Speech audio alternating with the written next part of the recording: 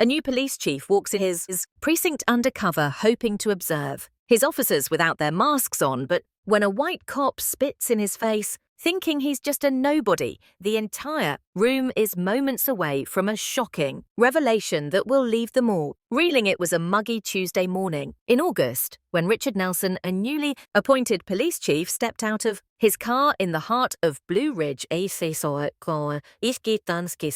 small city tucked away in the rolling hills of North Carolina, dressed in a simple plaid shirt worn and scuffed sneakers. He didn't look the part of a man who had spent 2 decades climbing the ranks in law enforcement that was exactly his intention. Richard believed in seeing things for what they truly were, not through the polished lens of scheduled meetings or rehearsed welcomes. As a black man stepping into a leadership role in a precinct plagued by whispers of misconduct, he wanted to observe the department unfiltered. What better way to do that than to blend in? The precinct's parking lot buzzed with officers coming and going. Richard scanned the area, noting the casual banter in occasional glances his way. One seemed to recognize him, which was unsurprising. His appointment had been announced just days ago, and he had chosen not to publicize his arrival until the official inspection later that morning.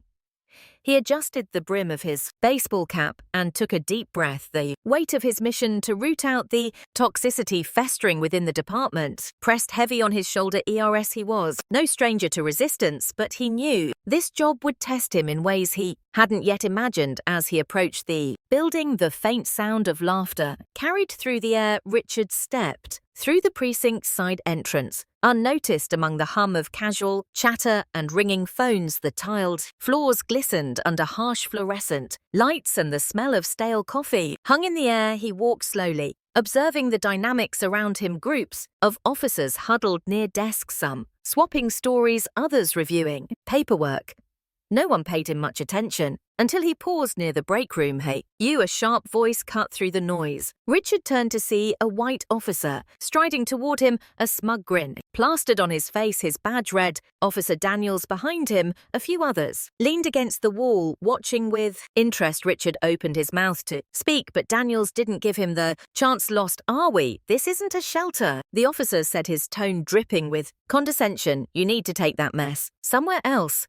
Richard froze, the words landing like a punch. He wasn't sure whether to correct the man immediately or let the scene unfold further before he could decide. Daniel stepped closer, his voice rising for the benefit of his audience. "Didn't you hear me? Get out of here. We don't need people you hanging around." Laughter erupted from the onlookers, and Richard clenched his jaw, his heart pounding. He tried to speak, but Daniels leaned in his face inches away. Then, without warning, the officer spit straight into Richard's FaceTime. Seemed to stop. Richard's breath hitched as the warm saliva dripped down his cheek. Around him, the laughter grew louder. One officer slapped the table, doubling over in amusement, while another muttered something about showing the riffraff their place. Richard's mind raced. He could feel his pulse pounding in his ears, but he kept his composure. He reached into his pocket, pulling out a handkerchief to wipe his face, his movements slow and deliberate. "Is this how you treat everyone who walks through these doors?" he asked, his voice calm but firm. Daniel smirked. "Only the ones who don't belong here." The group burst into laughter again, but Richard said nothing. Instead, he turned and walked down the hallway, leaving the officers behind. As he headed toward the precinct's main office, an intercom crackled to life, calling all personnel to the briefing room. It was time. The briefing room was abuzz with chatter as officers filed in, some carrying coffee mugs, others laughing over inside jokes. Richard entered through a side door now, holding a folder that bore the precinct's official seal. He stood just out of view, watching the room fill with familiar faces, some still chuckling from the earlier incident. At the front of the room, Captain Harris, a stout man with a greying moustache, called for order. "All right, settle down, everyone. We've got an important introduction." Today, the officers quieted. Their curiosity piqued. Daniels leaned against the wall, his arms crossed, a smug expression still plastered on his face. The man was clearly enjoying his morning. Captain Harris cleared his throat. "As most of you know, Chief Caldwell retired last month. We've been waiting for his replacement, and I'm pleased to introduce our new leader, man with an impressive record and a vision for this department." Richard stepped forward, his footsteps measured The room froze as he walked to the podium, his presence commanding attention. He placed the folder on the lectern and slowly scanned the room. His calm demeanor only heightened the tension. Daniels's smirk faltered the color. Drained from his face as recognition dawned, the other officers exchanged uneasy glances, some whispering, others staring at Richard with wide eyes. "Good morning."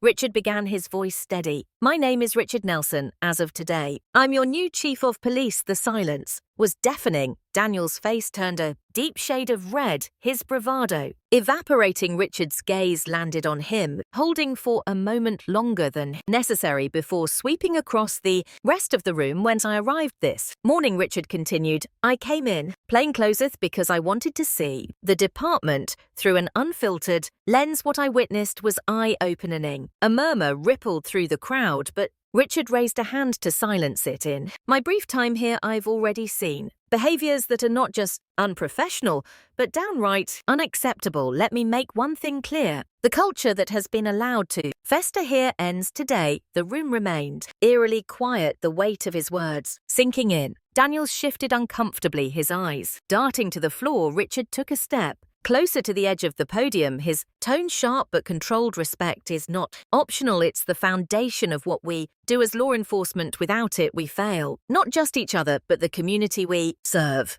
He let the silence hang for a moment, watching the officer squirm under his gaze. "This morning, some of you laughed at what you thought was just another powerless man being put in his place. But let me remind you, everyone who walks through those doors deserves respect, whether they're wearing a badge or not." His words cut through the room like a blade. No one dared to move. Richard let the silence linger, his gaze unwavering. The tension in the room was palpable, each officer acutely aware of the weight of his words. Daniel shifted again, his discomfort evident as beads of sweat formed on his brow. But Richard wasn't done.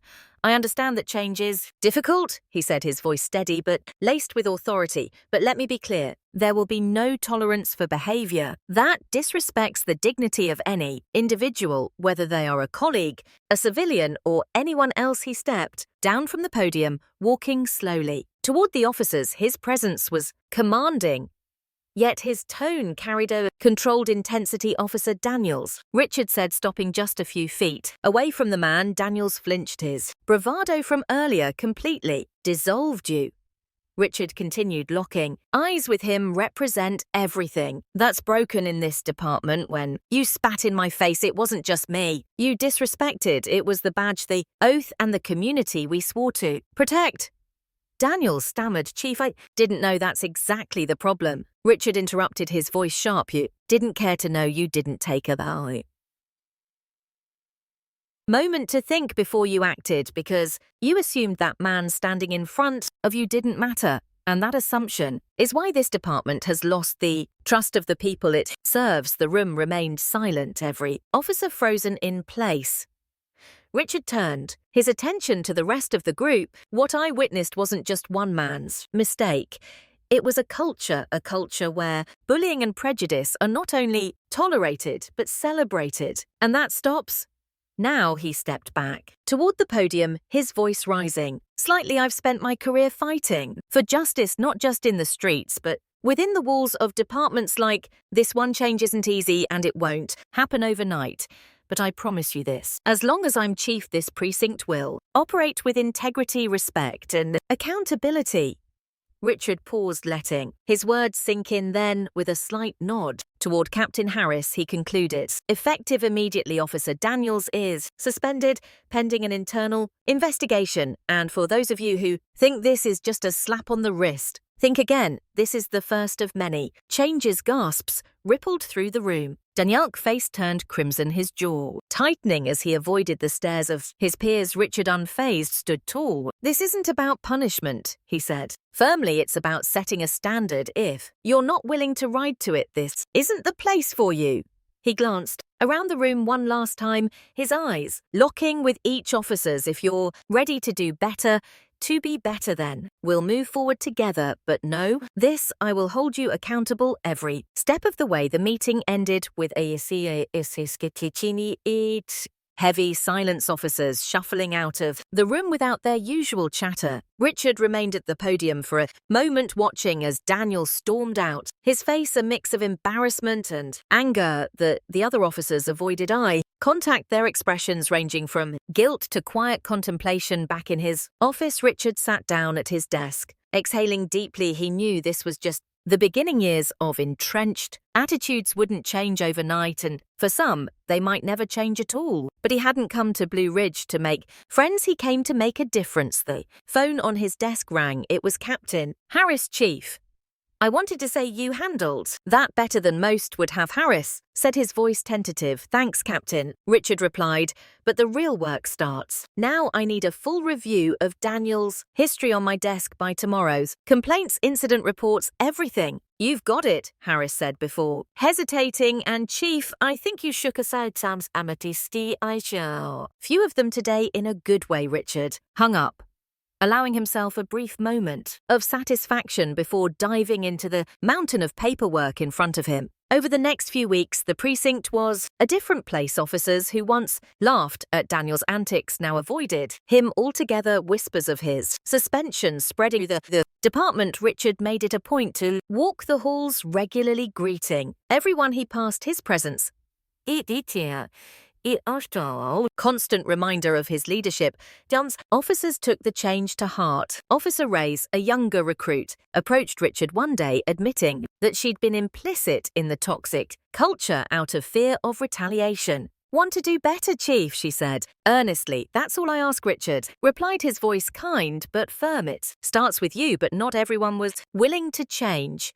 Daniels filed an appeal against his suspension, claiming unfair treatment. Richard held his ground, standing firm in his belief that accountability wasn't optional. The department's review uncovered a string of previous complaints against D. Daniels, ranging from excessive force to inappropriate comments. His appeal was denied, and Richard made it clear that the days of brushing misconduct under the rug were over. Despite the progress, Richard knew the road ahead would be long. Conversations about implicit bias and community relations were met with mixed reactions, but he remained undeterred, each small victory a recruit speaking up, an officer rethinking their approach was a step towards something greater. One morning, Richard attended its saucy community event where he met a young boy who shyly approached him. Are you really the chief? The boy asked, his eyes wide with wonder. I am, Richard said with a smile. My dad says the police don't care about us, the boy said, his voice barely above a whisper. Richard crouched down to meet his gaze.